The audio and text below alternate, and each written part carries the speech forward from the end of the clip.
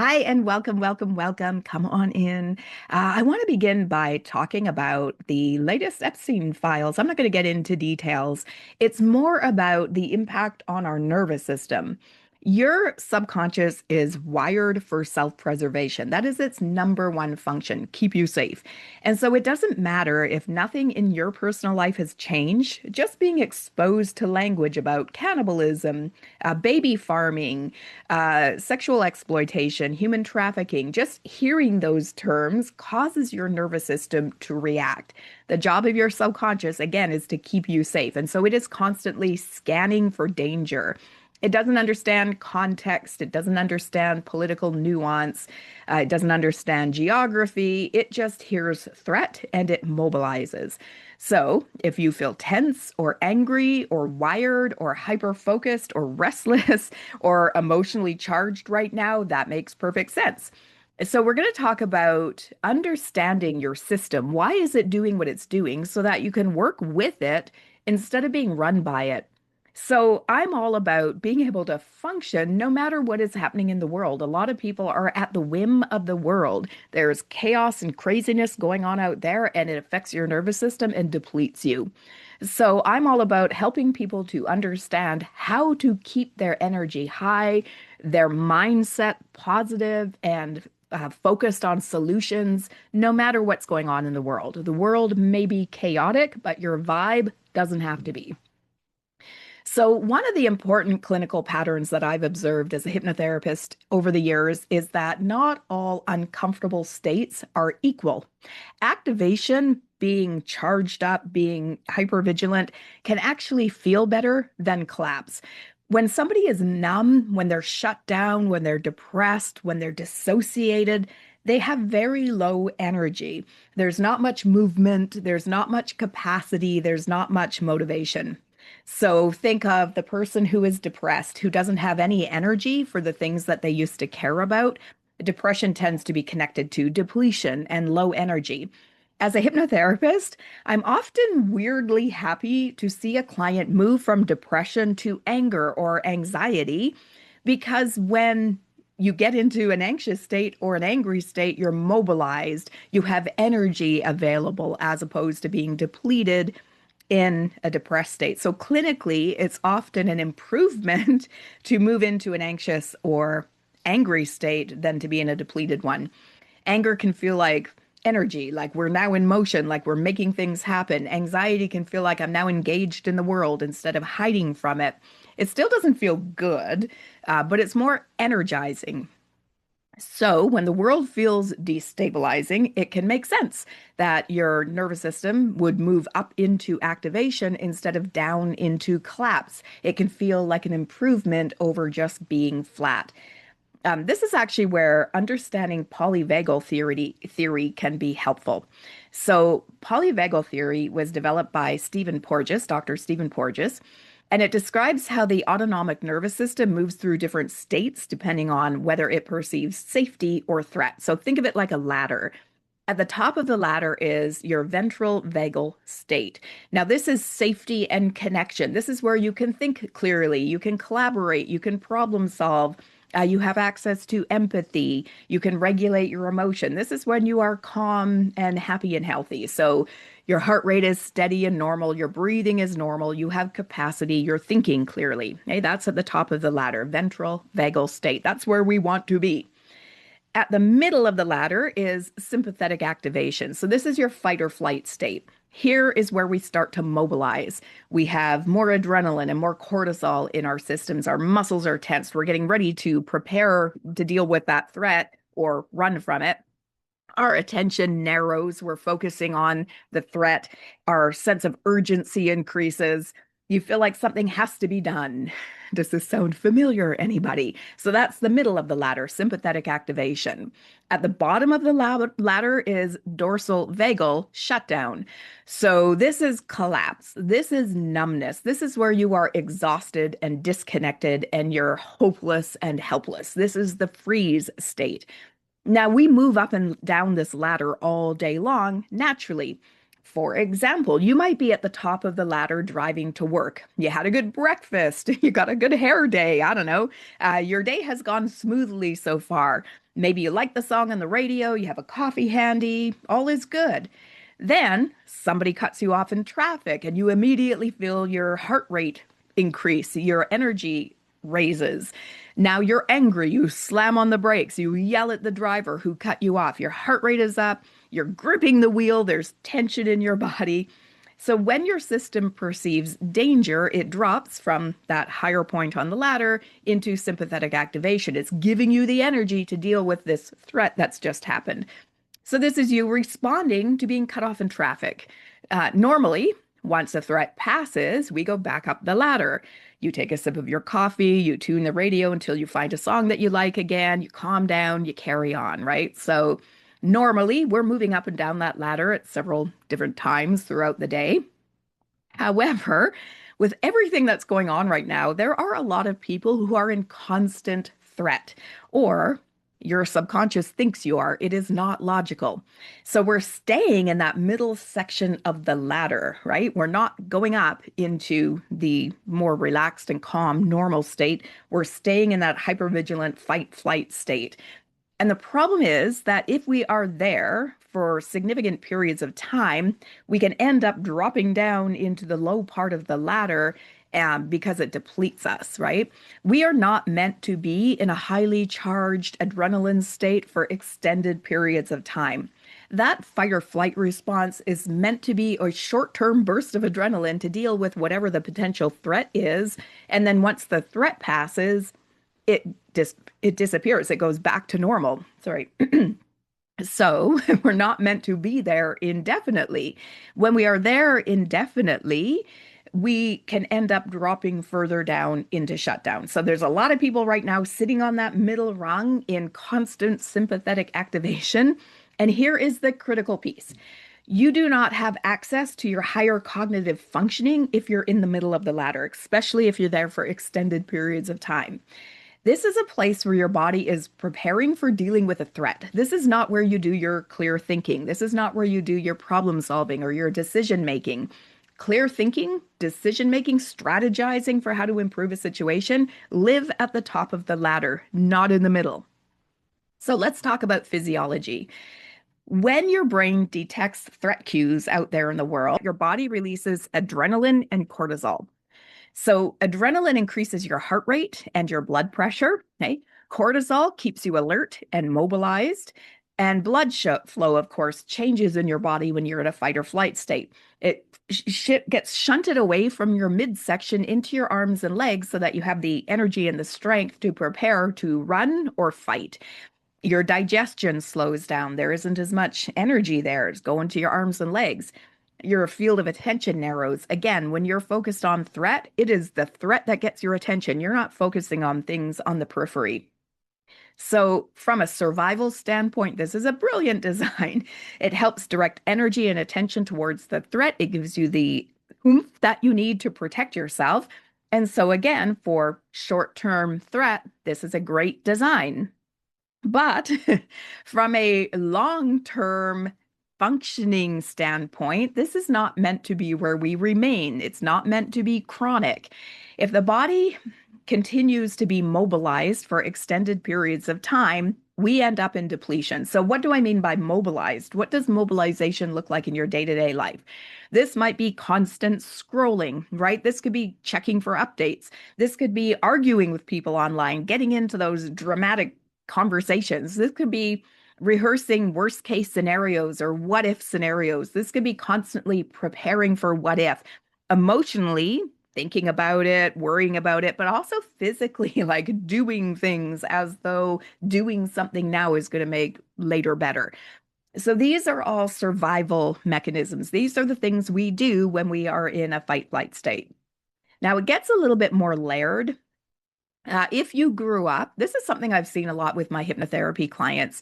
If you grew up in a household with somebody unpredictable, somebody who was chaotic, somebody who was threatening, somebody who was volatile, Your nervous system has spent a lot of time in that elevated, activated state. You've gotten used to having a lot of adrenaline and cortisol coursing through your system. Think the unpredictable sibling who would beat you up from time to time, or an alcoholic, volatile parent who would go off at any minute. Think of lack of safety at school because you're constantly being picked on. When you have unpredictable people or threatening people in your environment ongoingly, your system will continue to cause spikes of adrenaline to be released because you need that physiology to deal with your circumstances. So that state becomes familiar. Again, I see this with my clients. You grow up with an unpredictable person, you get used to a lot of adrenaline in your system. And then when you're healing all of that and you're working through it, and the adrenaline stops to drop back down to normal rates because your mind now understands that you're safe, for a lot of people, that feeling is weird. It feels uncomfortable. It feels boring. They get used to spikes of adrenaline, and when adrenaline returns to normal, it feels like something's off, something is missing. And this can actually prompt people to pursue highly stimulating adrenaline releasing activities. I've seen this repeatedly. A client who grew up in trauma, who later gravitated towards extreme sports. He came to do some hypnotherapy because as he matured and worked through the events of his life in his mind, even though he knew he was in a safe place and everything was fine now, he was still drawn to doing things like jumping and base jumping. He was so used to having high adrenaline in his system that when he didn't, it felt weird, and he felt like he needed to pursue high adrenaline activities. This could also be somebody raised with volatility in their upbringing who is now drawn to high conflict relationships. You get used to what a certain dynamic feels like. It becomes familiar, and then you'll recreate that dynamic or be drawn to people who have a similar feeling to you in your relationships. This could be people constantly refreshing news feeds during destabilizing times. You're feeding into that need for higher adrenaline. So the subconscious, your illogical part of your mind, works by association. If activation seems to feel like aliveness or purpose, or it gets a positive association, it feels good, it's better than being depleted, your subconscious is going to think, well, let's do more of that. It is not logical. If a little bit is good, then in its thinking, a lot will be even better. So, this is, by the way, the architecture of addiction. The subconscious is not logical. So, if a substance or a behavior or some kind of practice produces relief or gives you a sense of doing something rewarding, something that feels empowering, something that feels positive, if the behavior or the substance gets a positive association, your subconscious says, more of that, please. This could be sugar. This could be alcohol. This could be weed. This could be conflict. This can be doom scrolling. This can be anything that causes you to pump adrenaline. So, subconsciously, your subconscious learns that adrenaline equals stimulation and aliveness. And so, again, if a little bit feels good, a whole lot will be better. But remember that ladder I referred to earlier. We are meant to be only in that middle section of the ladder for brief periods of time, and then we're meant to heal and recover and go back to the high part of the ladder. If we're in that middle section and we stay in that middle section, we are constantly being stressed and constantly in a state of hypervigilance.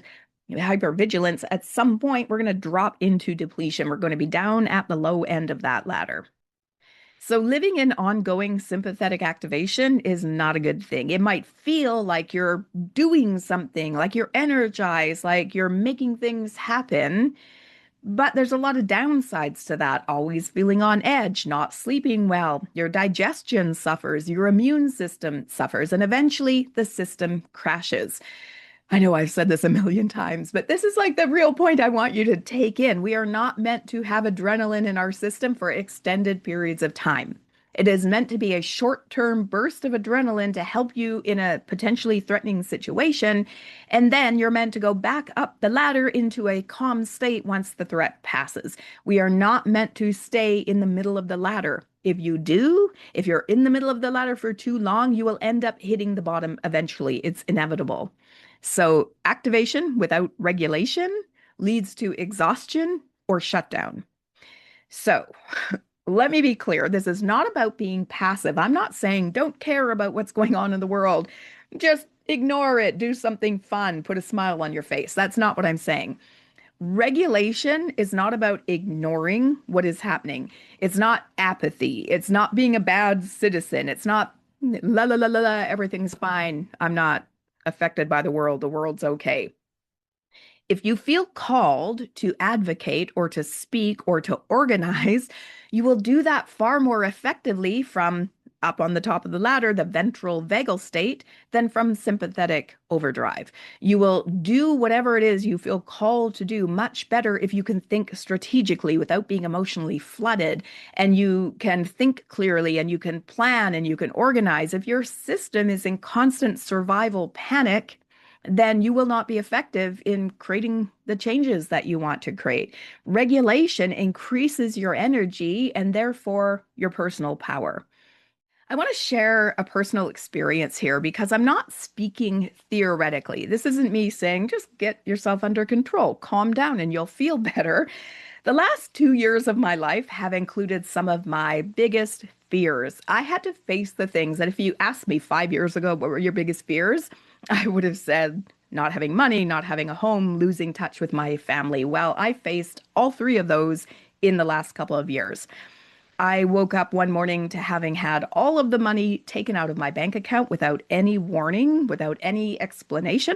That led to threats of eviction, housing instability, issues with our landlady ongoingly. I was disconnected from my son for a couple of years, which actually led to disconnection from other family members. It was the hardest period of my life, majorly destabilizing. And initially, my system did exactly what a system is designed to do when you sense threat out there in your world. I had a lot of sleepless nights. My mind was concerned with worst case scenarios. What if this happens? What if that happens? Excuse me. I was hypervigilant. I was afraid to open my bank account out of the fear of seeing zeros again. I had some PTSD over the money being taken. So I was not thinking clearly. I wasn't feeling good. I was worried. I was anxious. I was revved up.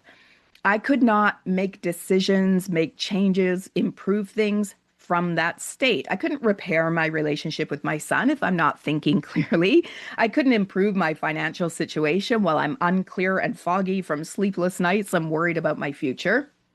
So what I did, because I know this stuff and now I know this stuff, I made regulating myself non-negotiable. That became my job. It was my job to stabilize myself. Now, this felt in some way so wrong to do. All of these challenges in my life made me feel a sense of urgency. I need to solve this. I need to fix this. But I wasn't thinking clearly. I didn't have the energy available to do anything about it. So that became my job. Literally every day, I would meditate to calm my nervous system, sometimes an hour or two a day. I practiced in my meditation letting any anxiety provoking thoughts just pass without attaching to them. So I trained myself to be able to let those thoughts pass without feeling like they were activating my nervous system. I worked on my mindset. As a hypnotherapist, I know how important it is to deal with our own thinking. What you think generates your reality. So I did daily reprogramming of my subconscious mind. So I wasn't putting my fingers in my ear and ignoring my reality. I wasn't telling myself everything is fine. I was understanding that nothing in my reality was going to change as long as I was in a fearful state. So, as a bit of an aside, we create our own reality. We are connected to the quantum field, and your system is constantly broadcasting a signal to the quantum field. And via law of attraction, we attract back things that match our signal. So, if you're focused on anxiety and fear and lack and problems, you attract back more anxiety, fear, lack, and problems. And I knew this. I knew that as long as I was hypervigilant and fearful and anxious and worried about all of this stuff, I was just going to keep perpetuating the situation. So again, it wasn't about this isn't happening. I don't care. La la la la la. I'm pretending life is good. It was about I know how important it is to get your energy and your emotions and your mind in line if you're going to solve a problem in your life. And so that's what I did. And it steadied me. From that place, I could make changes, I could see options. I was able to see what I needed to do to try to fix things with my son, and I took action. I could see what I needed to do to figure out what happened to my money and make sure that the person who was responsible was held accountable. And he was. A hearing found him guilty. And the only reason there was a hearing was because once I was out of that fight flight state, I could see more clearly how to take action. I escalated the issue to the appropriate people. An investigation was done, and the person who was responsible was found responsible.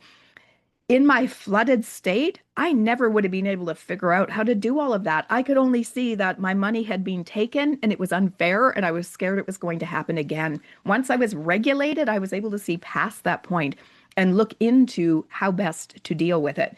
So my circumstances didn't just magically vanish because I was feeling better. My capacity to deal with them changed. Okay. So let's talk about what regulation actually looks like. What are some things that you can do to help your system move back up to the top of the ladder? There are lots of things that you can do. First, control your exposure. There is so much information. Like, honestly, over the weekend, my husband and I were saying we just plant ourselves on the couch and just watch one thing after another that people are posting, the videos people are posting. You could spend your whole day doing that, like go all the way down that rabbit hole. But again, repeated threat cues signal to your system more adrenaline, more cortisol. We need to prepare for this threat. So it doesn't mean you don't have to be on top of what's going on in the world, but maybe don't, spend a whole lot of time there. Maybe set a time limit for yourself. Maybe allow yourself to watch what a couple people are posting, people who are maybe not so, glorifying things or making things quite so dramatic. So limit and control your exposure. I would also say to balance any time you're spending watching or listening to this distressing content, balance that with calm time. Okay. Do something physical, something relaxing, something that you can do to reset your nervous system. So remember, your nervous system doesn't know what's going on out there in the world. It relies on certain cues to know what to turn on or off. So one of those cues is your thinking. If you're constantly focusing on negative information, you're signaling to your system there's a threat, get activated. So take some time to do something calming, something relaxing, something you find enjoyable so that you're signaling to your system, we're okay, everything's fine. It could literally be anything that you find satisfying and calming. Go for a walk in nature. Nature is extremely regulating for our system. There's actually been studies done into how blue and green, like we see in nature, is relaxing for us. So literally go sit by a body of water, go look at the sky for a little while. These things are simple to do, and because they're simple to do, people dismiss them. Honestly, hug a tree, right?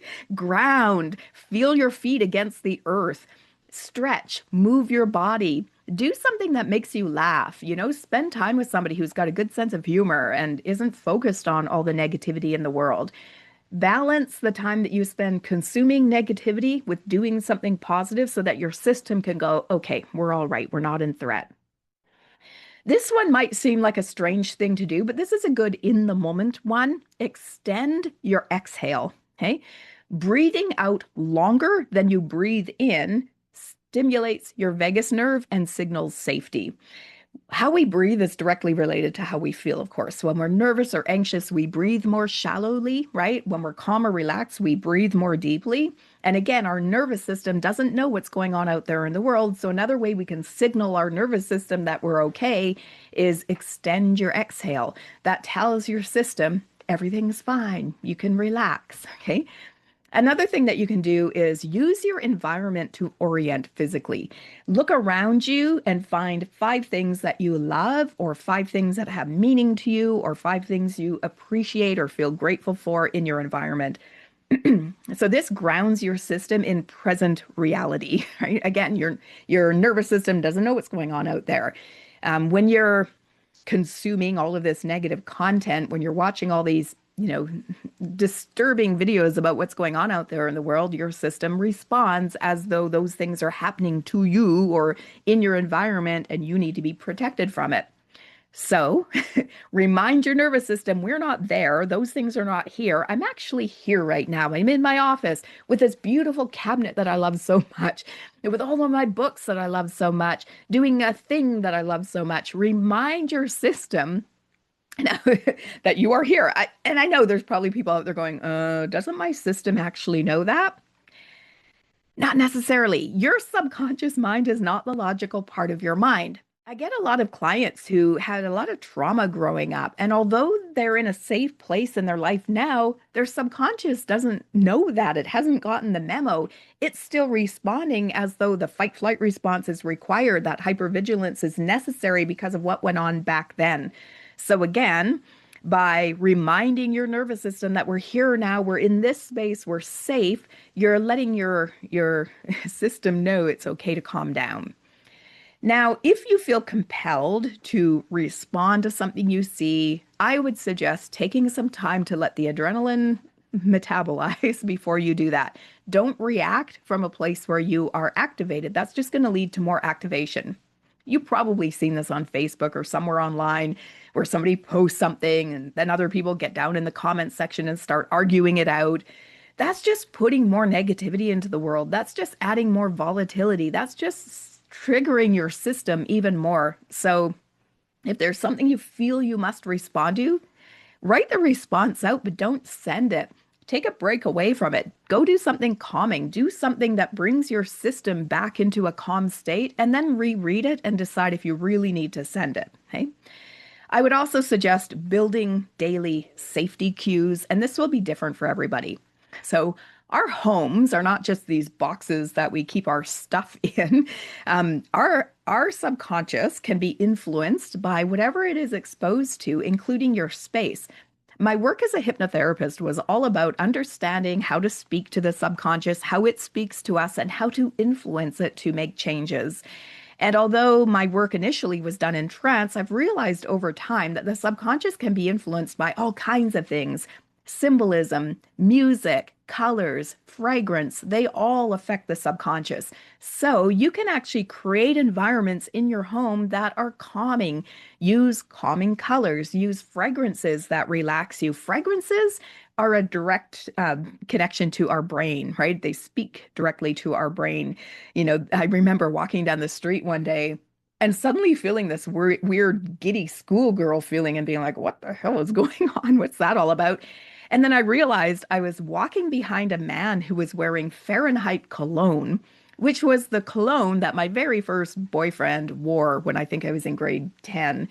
And my brain recognized that smell and brought on that feeling, that giddy schoolgirl feeling I used to get when I hung out with him. So scents speak directly to your memories, to your brain, to your nervous system. So bring some scent into your environment that you find calming, that you find relaxing. You can use incense or room sprays or things like that. Again, use soothing colors, use soothing music, use warm, soft lighting. Your environment also impacts your nervous system. So take a look around. Clutter. Oh, you want to get rid of the clutter in your space. Intellectually, you may not think it's affecting you, but that doesn't necessarily mean it's not affecting your subconscious. I had a client who was having a difficult time falling asleep. So she came to see me thinking it was just because she had moved into a new house fairly recently. She thought she was still getting accustomed to the noises. So I always look for, is there anything else going on in hypnosis? I always ask the subconscious to step forward with any additional information. And her subconscious did. When she moved into her new house, she didn't have enough space for everything. She downsized. And so she just dragged all the boxes she hadn't unpacked into her bedroom, and they were there, still there, stacked up against the wall. So as she was falling asleep every night, as she shut her eyes down, the last thing she would see was this reminder of all of these things she needed to take care of. Her subconscious was like, oh no, we need to stay awake and unpack those boxes.